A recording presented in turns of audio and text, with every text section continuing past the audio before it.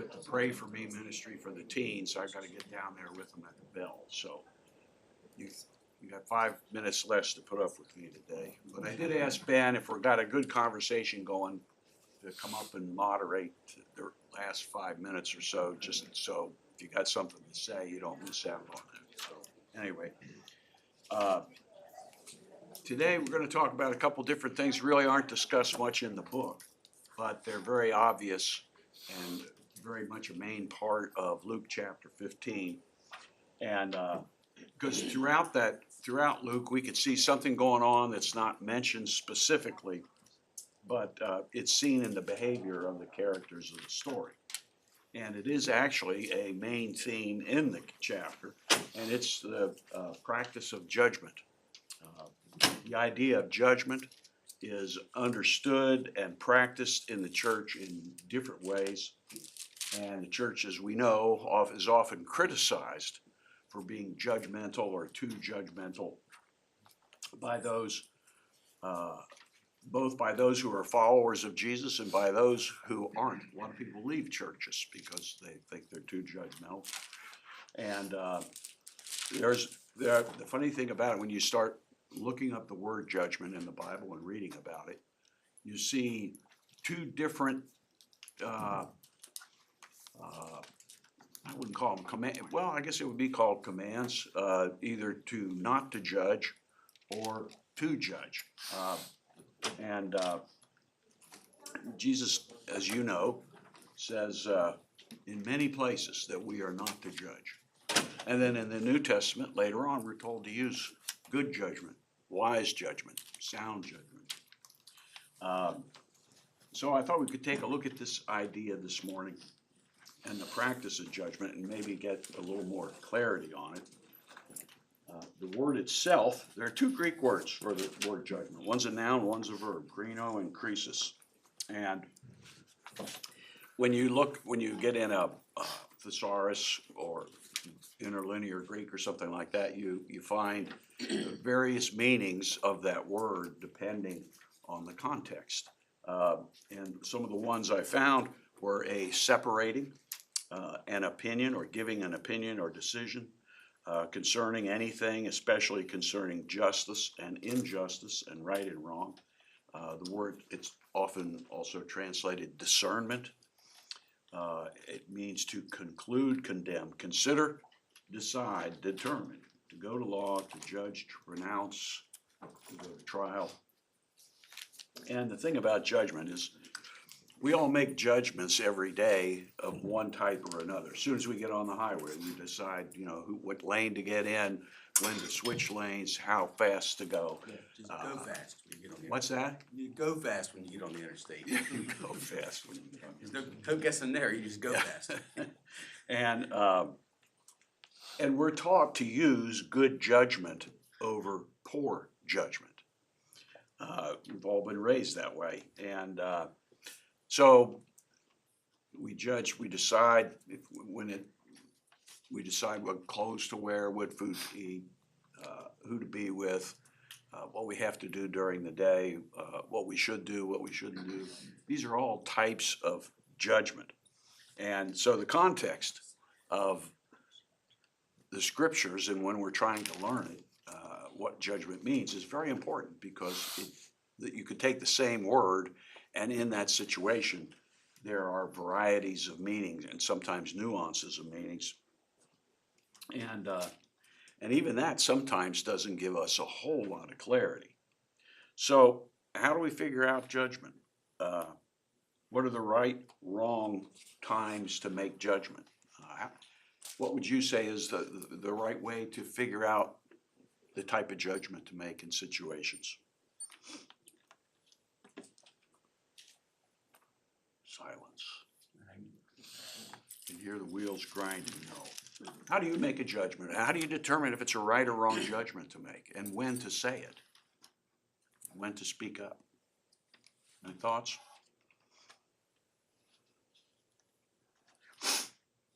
It's by our Christian morality, our Christian standards, if you will, according to if you know what's right and wrong from the Bible, that's your foundation.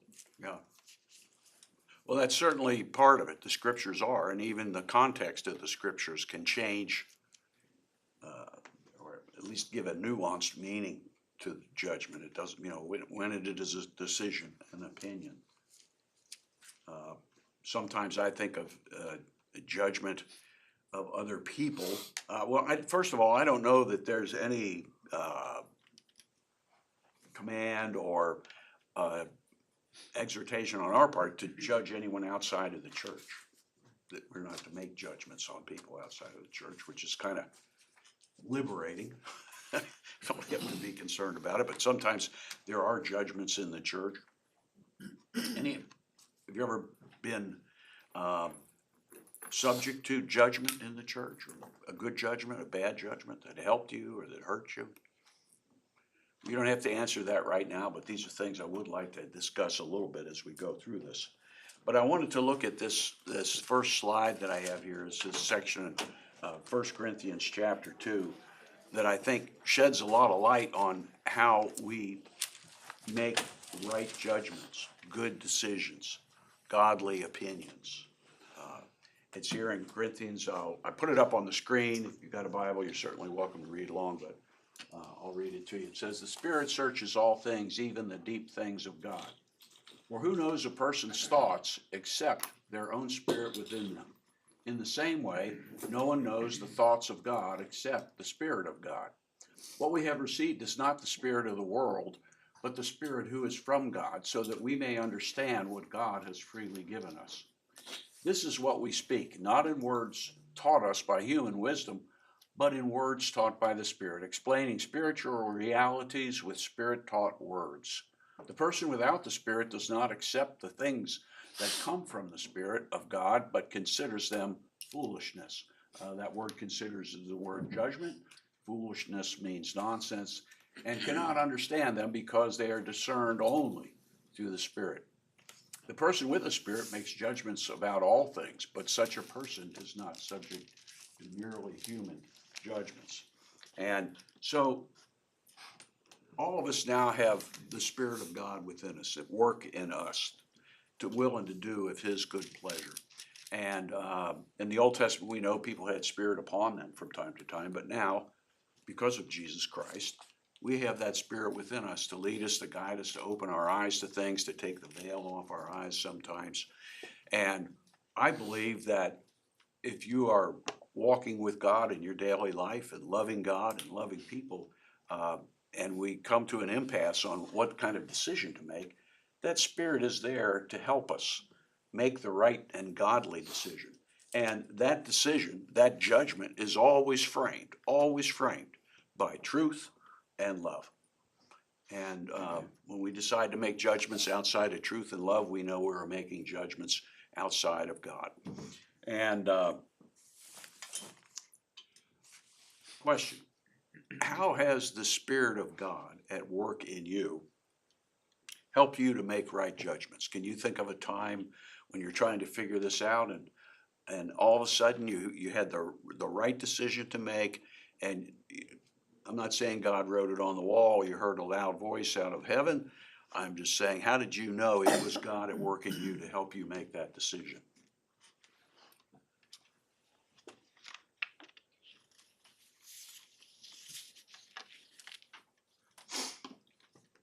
Because I know we've all had that happen to us in one way or another.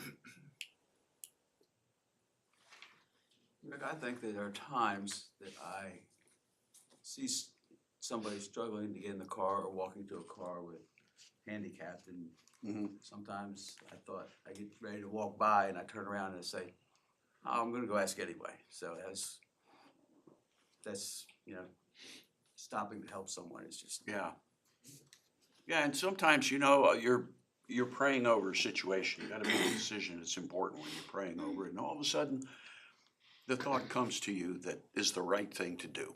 Ever had that happen? It's something I rely on. So often when I need to make an important decision, I'm like, well, this decision is, above my pay grade, but I have to make a decision. And sometimes when I pray, or even when I'm just walking down the street and talking to Jesus about it, all of a sudden, it's there. And I know that it's the right decision. And anyone have experiences like that? It feels different when you think about, oh, that's the choice. That choice feels lighter, at least to me. Mm. It's like, it's not a burden anymore. It just Yeah. feels like, well, there it is. That's what God's wanting me to do. And I mean, I had something this week, and I'm not my own boss. Yeah. I work for other people, and sometimes those other people don't handle things the right way, and trying to figure out how to handle something. And I was talking to Brian about it, and last Sunday, and I said, "Hey, bud, I've got this email drafted," and he's like, "Girl, you better scrap that." And I said, "Oh, okay." And he was like, "I think it would be better to approach it this way." And so I did, and then the next morning, all heck broke loose at work. But because I had sent that email, and because we had been praying about how to handle the situation and what to do about it, because it was, we prayed, and then we were like, hey, here it is. Yeah. And then all heck broke loose for everybody else. Yeah. And God saved me from being caught up in all that garbage. Yeah. And I mean, I'm grateful for it, but it was one of those moments where, Yeah. God, I don't know what you want me to do with this, because I'm ready to go. Yeah. Let's have this out. But then he said, hey, how about we be peaceful about this, and you be kind, and don't, I mean, I know y'all are shocked that I would wanna go with somebody, but that's just how it is, and Yeah. that's what happened, and I'm grateful for that guidance that he gave me. Yeah. Well, and judgments are especially difficult when they involve other people, aren't they? When they're just ours. We can make a judgment, make a decision, and then if it's the wrong decision, we don't have to tell anyone. Other people are involved, especially if it affects their lives in an important way. We wanna be right. We wanna be right. Rick, Ben? just as I think about, what we learn from the parable that we're talking about here. And the way I try to think about how the Spirit operates and how God is operating, I look at the Father, and of course, in our parable, the Father is the central figure in this parable, right? And it's just so amazing to see the Father in this parable exercise such restraint, such patience, such love in waiting for his son, allowing his son, first of all, to make a decision that the Father knows this is the wrong decision, son. You're making a bad decision, but I'm going to allow you to make it anyway. But as you make this decision, and as you walk into what's going to be a complete train wreck of your life, I'm going to be patiently waiting for you to come back. And so what does that tell me? What is the Spirit telling me in the midst of that story? It tells me, first off, God is a God that allows people to make choices, right? So, hey, maybe that's something I ought to do. Allow people to make choices. But in the midst of a choice that maybe in my brilliant wisdom, I think that that's a bad choice. In the midst of that judgment, maybe I should just kind of sit back, observe how the Father's behaving, and allow whatever's going to transpire, but be willing with arms open to support and love throughout. And so it's the Father, even though the Father in this story, even though the Father in the story, he could have dictated, no, you're not doing this, blah, blah, blah. And of course, our God, he could dictate whatever he wants, but he doesn't.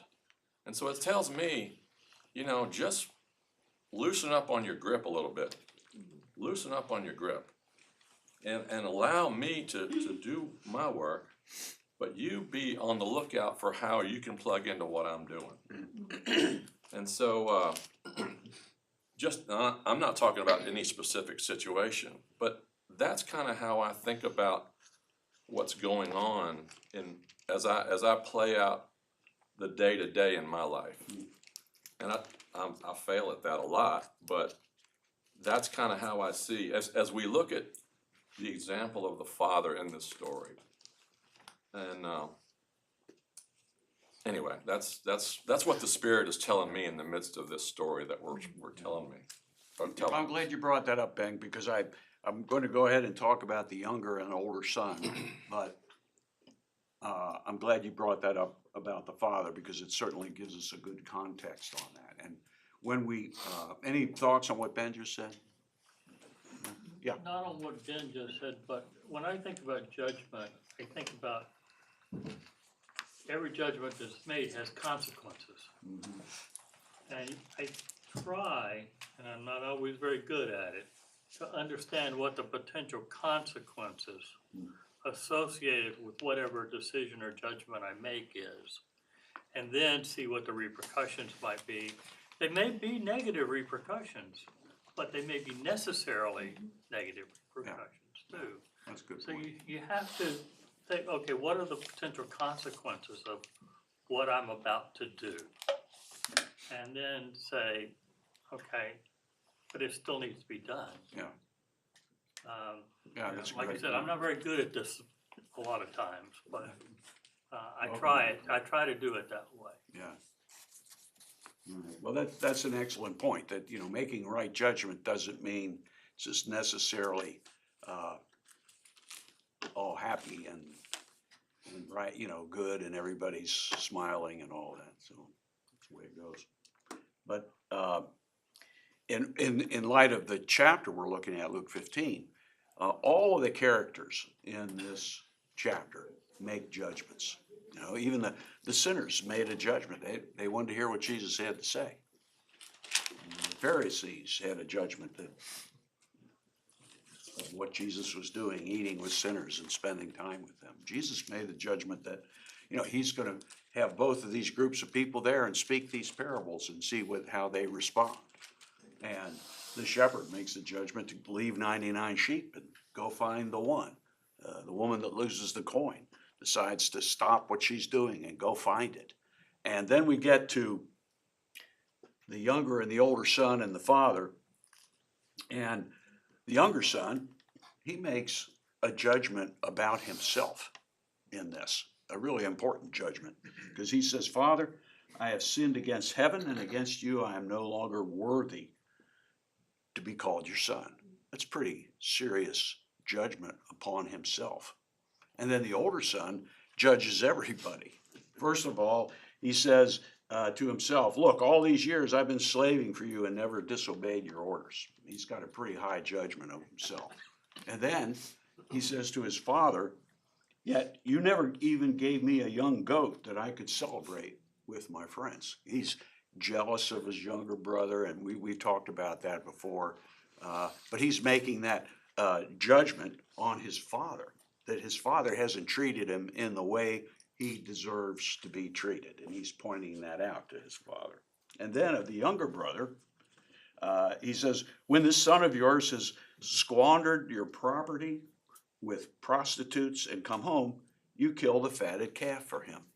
So he's got quite a few judgments going on there, and none of them really have to do with him being wrong, do they? He's right. The younger son is very wrong. But the important thing I wanted to get to in this about judgment is making judgments about who we are, our self-identity, judging ourselves in that way. The younger son, he doesn't even think he's worthy. He's judged that he's not worthy to even be called the father's son. The older son has judged that he's done everything perfectly. He's kept all the rules. The father hasn't appreciated it, and the son is unjustifiably rewarded just for being who he is and coming home. And so the older son is making this judgment on his own self-righteousness. And so I wanted to talk about that a little bit today. Judgment about who we are, where our self-identity, our personal identity comes from. Because in our Western culture, typically we are identified by what we do, not necessarily who we are. We make judgments on who we are by our jobs, our families, or who our families are, our hobbies and interests, how much we give to charities and our philanthropy work. We make judgments of ourselves, or we get our self-identity from our social or economic status a lot of times. Or even things that have happened to us, injuries, illness, trauma, betrayals. But who we are is deeper than that. You know, who does God say we are? What are we at our core? Well, I'll go there in a minute, but I want to look at this next slide here, because this is who God says we are at our core. Before anything else, not based on what we do. This is all based on what He has done for us through Christ. This is who, according to God, we are in the least common, our true self, our core, before our work, before our families, before how much money we make or the house we live in, or anything good or bad that has happened to us in our life. This is who we are. And I made this list. You can photograph it if you want. It's not all that God says we are. There's a lot more. It's just this is all I could fit on the page. So, but it's really amazing when you think about things that, we're beloved of God, a new creation. We're created in the image of God. We're saints. And sometimes when we call ourselves saints, we think of those old medieval pictures, of the saint. He's got a robe on and lights coming out of his head and it's a halo. That's not what that's talking about. But we're called saints by God. And so what do we call ourselves? Do we think of ourselves as created in the image of God, beloved of God? Do we consider ourselves a saint? A lot of times people say things like, well, I'm a sinner. And because sometimes people get the wrong impression that is, if that's who we are at our core, that's some sort of indication of humility. But it's not really, because it refutes what God has done for us through Christ. Yes, we do sin, but we're not sinners at our core. That's part of our behavior sometimes, our bad behavior sometimes. And amazingly and miraculously made. We have a spirit of power, love, and a sound mind, or self-control. These are all things that God has done for us through Christ that define who we are. They're not things we do. They're things that God says we are. And none of these things happened because of anything we did. God did all of this for us through Christ, because of His love for us and His desire to bring us to Him and to be with us. So when we think about this, how do we put this reality in the center of our self-image? Because we got all these other things going. We've got a career, we got families. Sometimes we got to deal with sickness and all this stuff. Before who we are in the neighborhood, in society, in our financial success or non-success, or maybe our bad decisions in the past. Maybe you've been in prison for 20 years. How do you get your core identity, more clear to you than that? Like saying I'm an ex-con. Well, after 20 years of being in prison, there's certainly would be a challenge or something. But how do we put this reality at the center of our self-image? How do we judge ourselves based on this rather than our behavior? Thoughts on that? I think the first step is to get rid of negative self-talk. Really evaluate, what am I telling myself about myself? Well, it's even bigger than that. I think it's not just negative self-talk. but self-talk that doesn't reflect this. Because it could be positive self-talk, like the older son. Hey, I've done everything perfectly. I deserve better than this. But self-talk, yeah, what is our self-talk? What do we tell ourselves? That's a great point. Other thoughts? I've heard recently somebody said that it's one thing to make a mistake based on your decisions or judgment. It's another thing to regret it. Don't regret it, but learn from it. Mm. So if you, case in point with the prodigal son, did he regret learning about himself? Did he just regret putting his family? That's a So great if you point. look at that, it makes you think also about, in today's climate, it could be within our own body, it could be out in public, you know, and so forth. And when you make a decision, do you make a mistake and learn from it? Are you judging somebody? Are you discerning based on your own thoughts Yeah, what's in your right mind is the right thing to do? You're trying to discern that. It goes in along with like politics too. Mhm. You know, do we judge somebody, or are we deciding not to judge, which is also judging too? You're not judging them, but you have your thoughts yeah, and discernments and so forth. So regretting and learning about yourself, regretting your decisions is one thing. Not learning from it is by far the worst. yeah, yeah, that's a great point. And I do get a kick out of people when it comes to politics. And they have one particular politician they disagree with, and it happens on both sides of the fence.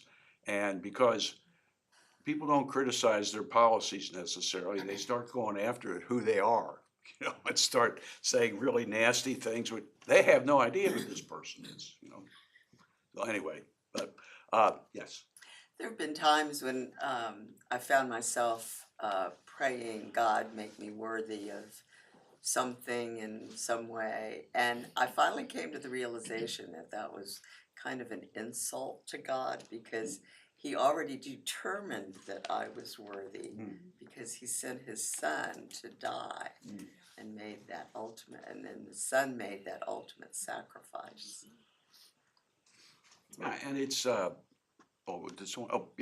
Yeah, I was just gonna say that in our culture today, I think the way they think, it's I can create my own self-image or my own self-worth, and it's more looking at me.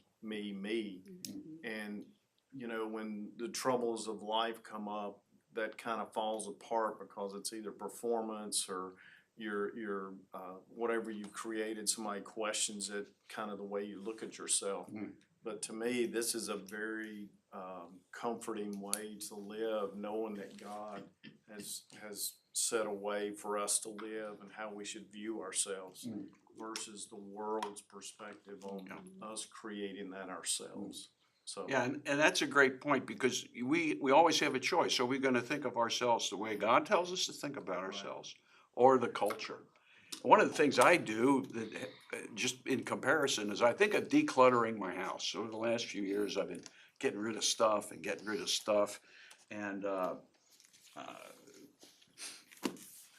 getting things out of the house, the attic, the garage that I don't use anymore, need anymore, even want anymore. And it's made me think about, do I need to declutter my life in the spiritual sense, in the emotional sense? Are there things that are just cluttering up my life and maybe drawing me away from this? That, because what's the most important thing I want in my heart and mind? I don't want it to be cluttered with all this other stuff of self-image that is developed from behavior or from the worldly, cultural point of view. Rod? I think the critical thing is, we have to believe this. We really believe this. Yeah. And I think and we need to go over these a lot and remind ourselves that this is who we are, because that's who he's made us to be. Yeah. And I think also it's been alluded to that there's a misunderstanding of humility that makes us self-deprecating about our worth. And that makes us a little bit more holy and a little bit more humble. Yeah, And I don't think that's right. yeah, But the other thing, it's listening to somebody said the voices. Who we gonna listen to? We gonna listen to him, or and it's very difficult for some people who have heard something over and over and over again from the time they were a child that you're not worth anything. You're never gonna make it. You're worthless. And that if it's from a parent, a grandparent, a brother, a sister, or where you work, your neighbor, your wife, your husband, that makes it, that's a big challenge to say, I'm not gonna listen to that anymore because this is who I am. And then say, okay, if I'm this, how do I live? What do I do?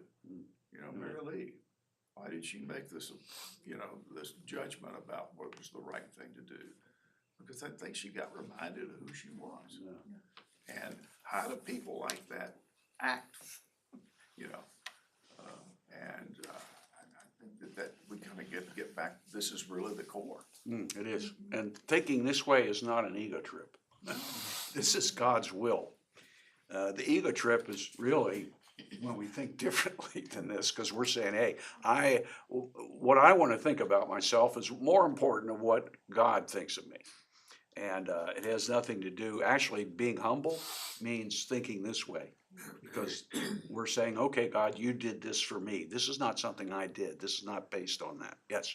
The ego trip was me handling it the way I wanted to handle it because this person needed to be, I felt this way or that way about something, and that was me not being this and not being humble, and then God providing Brian for that. But because God is at work on the other side of this, on the other side of the table in this situation, and he's doing things and my acting in a certain way because this individual knows that I am a Christian. And that's how I want people to perceive me, as a child of God. If I would have behaved in the way opposite of this or what God wanted, God's still gonna do what God needs to do, but it could have created a split in the road or something. God was at work on the other side of that, and I think that when we don't believe this and when we don't act like God would have us to act and don't listen to the guidance of His Spirit, then I think that's when, we forget that it's not about us, it's about what He's doing in other people's lives and ours, Yeah, but. no, you're right. And by the way, you and I have to go down the hall. Yes, sir, we're going. And I've asked Ben to kind of moderate the conversation so everybody can say what they need to say, because Marilee and I've got this promotional thing for the teen prayer ministry that we need to work on. So thank you. This has been a great conversation. I'm gonna miss it. Tune in online. Yeah, All right, thank you. continue. Great thoughts from Rod and Marilee. Mine were just mediocre. We do those lists up there, so I feel good about myself. There you go.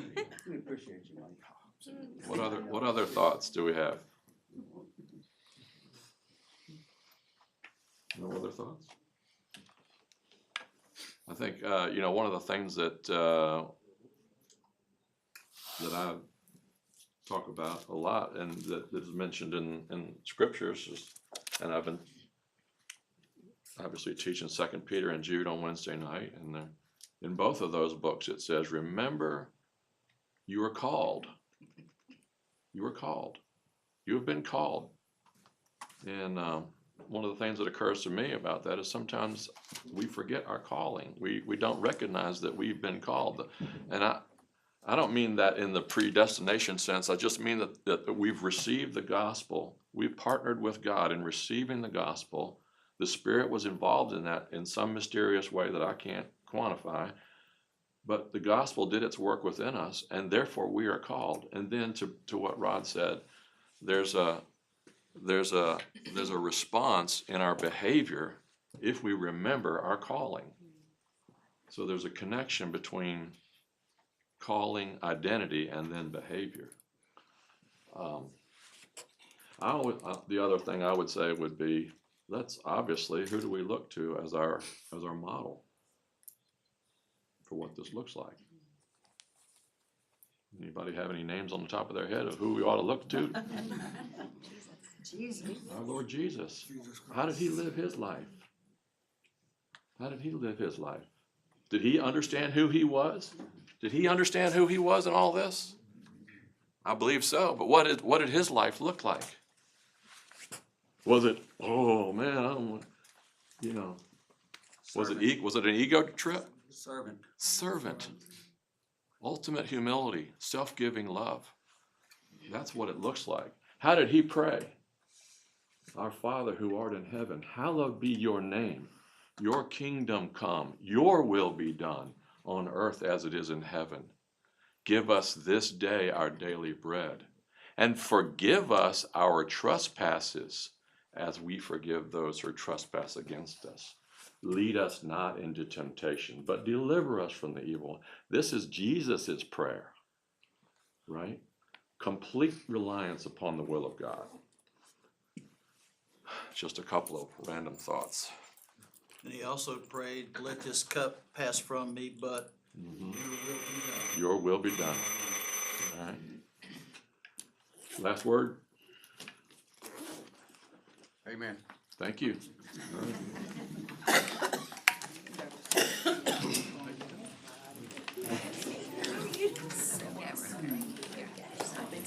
Yeah, busy.